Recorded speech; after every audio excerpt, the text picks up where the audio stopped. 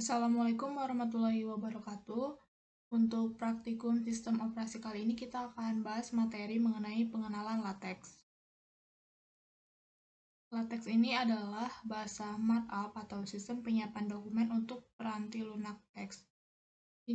LaTeX ini mirip dengan Microsoft Word. Bedanya kalau Microsoft Word kita kan hanya perlu mengklik menu apa yang mau kita pakai. Sedangkan kalau di LaTeX kita harus membuat kodenya. Lalu, teks di sini merupakan program komputer yang digunakan untuk membuat typesetting suatu dokumen atau membuat formula matematika. Jadi nanti di LaTeX kita bisa membuat berbagai macam formula matematika. Lalu LaTeX memungkinkan penulis atau pengguna untuk melakukan typesetting dan mencetak hasil kerjanya dalam bentuk tipografi yang terbaik. Saat kita belajar LaTeX sama artinya dengan belajar word processor, dan berarti juga kita belajar dasar-dasar pemrograman. Lalu di sini ada juga istilah paket, yaitu sebuah library yang telah disetting untuk format khusus, misalnya untuk pacx artikel, pacx buku, atau pacx untuk slide presentation. Ada beberapa keuntungan dari penggunaan LaTeX. Yang pertama, LaTeX ini memiliki format dokumen yang terstruktur, sehingga membuat dokumen terlihat sangat profesional dan sempurna. LaTeX bisa juga kita pakai untuk menulis karya ilmiah, bisa juga untuk menulis skripsi ataupun tesis. Yang kedua, segala jenis formula matematis dapat dituliskan dengan mudah. Jadi nanti kita akan belajar banyak formula-formula matematika dalam bentuk kode. Kemudian yang ketiga, list gambar, list table, daftar pustaka, footnote, ataupun juga daftar isi dapat secara otomatis dibuat oleh program. Nanti ada kodenya juga. Yang keempat, LaTeX melatih dan memaksa pengguna untuk membuat dokumen dengan struktur yang baik dan benar, sehingga tidak ada kerancuan dalam penulisannya. Yang kelima, source LaTeX berupa teks. Karena berupa teks, jadi ukuran filenya sangat kecil. Yang keenam, source untuk typesetting ditulis sebagai teks sehingga lebih aman terhadap serangan virus. Selain keuntungan, ada juga kerugian dari penggunaan LaTeX. Yang pertama, sangat sulit untuk menuliskan dokumen yang tidak terstruktur karena LaTeX ini lebih ditujukan kepada dokumen yang terstruktur. Yang kedua, memerlukan kecerdasan manusia karena kita nanti akan membuat kayak ngoding di implementasi LaTeX-nya. Nah, LaTeX ini ada yang bisa kita pakai dengan install aplikasi, ada juga yang bisa kita pakai lewat akses web. Kalau lewat web, kita nama webnya adalah Overleaf. Keunggulan dari Overleaf ini yang pertama, distribute over the network, jadi dia online, nggak perlu install aplikasi. Yang kedua, typesetting bisa langsung dilihat tampilannya. Jadi di Overleaf itu nanti bisa kita lihat di sini misalnya 2 kolom gitu, ada codingan kita dan sebelahnya hasil dari codingan itu. Cara install LaTeX, di sini ada beberapa editor yang tersedia, bisa TextMaker, TextStudio, dan lain-lain. Di tutorial kali ini kita akan belajar cara buat LaTeX dengan MikTeX. Di MikTeX sudah disediakan text editor defaultnya, yaitu TextWord.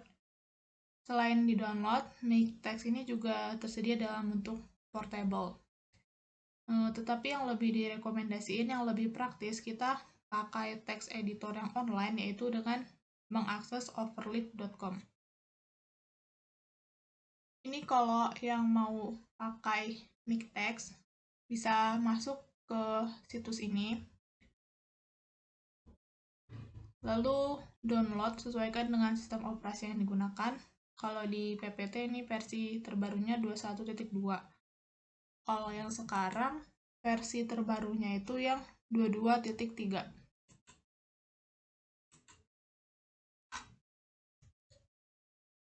Setelah di-download, kita bisa install aplikasi ini, MikTeX-nya. Lalu kalau keluar tulisan seperti ini, kita next aja. Ini juga next. Lalu untuk directory installnya bisa kita pilih sesuai yang kita mau install di mana. Kalau udah kita klik next. Untuk settingnya di sini kita bisa atur kertasnya. Di sini contohnya A4. Lalu ini juga bisa kita atur. Setelah diatur kita klik next.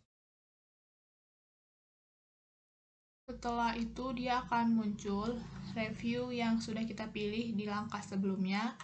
Kalau udah oke, bisa kita klik start.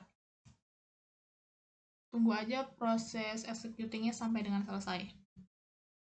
Kalau udah selesai kita next lagi.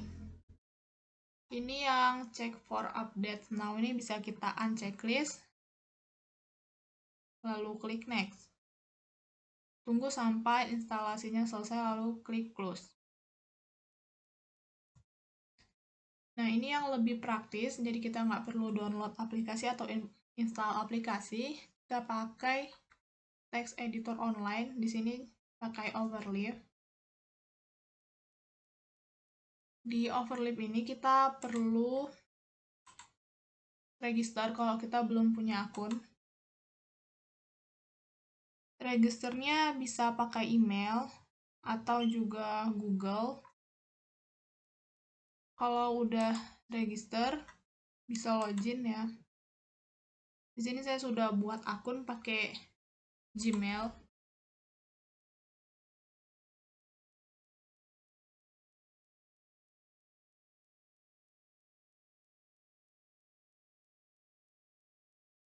Pilih aja akun yang udah dipakai buat register Overleaf-nya.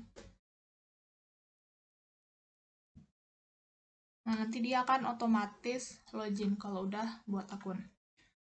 Di bagian sini bisa kita lihat, kalau mau buat project baru bisa kita klik yang New Project.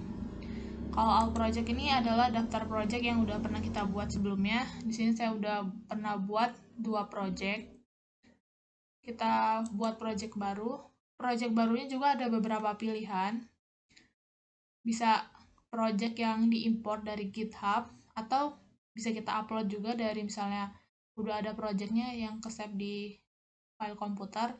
Dan kalau blank project ini kita buat projectnya dari awal. Misalnya contoh di sini ada juga example project. Kita isi nama projectnya bebas sih apa aja. Lalu klik create. Proses loadingnya tergantung koneksi internet ya. Nah, ini adalah contoh project contoh yang ada di Overleaf-nya. Ini kodenya bisa dilihat. Dan di sebelah sini adalah hasil dari kode yang kita tulis di sini. Ini untuk contoh aja ya. Bisa juga kita tambahin gambar. Ini gambarnya.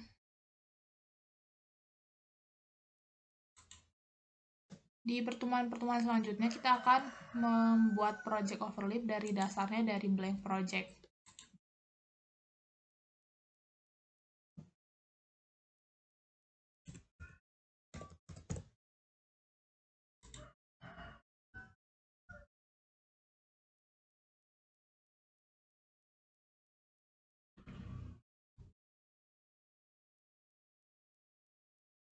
Ini kalau kita misalnya mau mengupload gambar bisa lewat sini.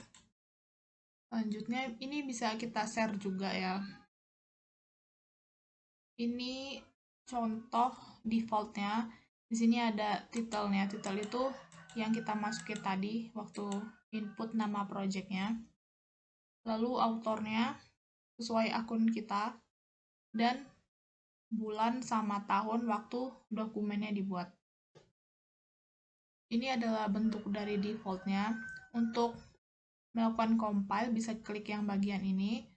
Selain itu, filenya ini bisa kita download dalam format PDF lewat yang klik di sini. Untuk praktikum kali ini kita hanya bahas perkenalan dari LaTeX-nya. Untuk materi selanjutnya kita bahas di praktikum minggu depan.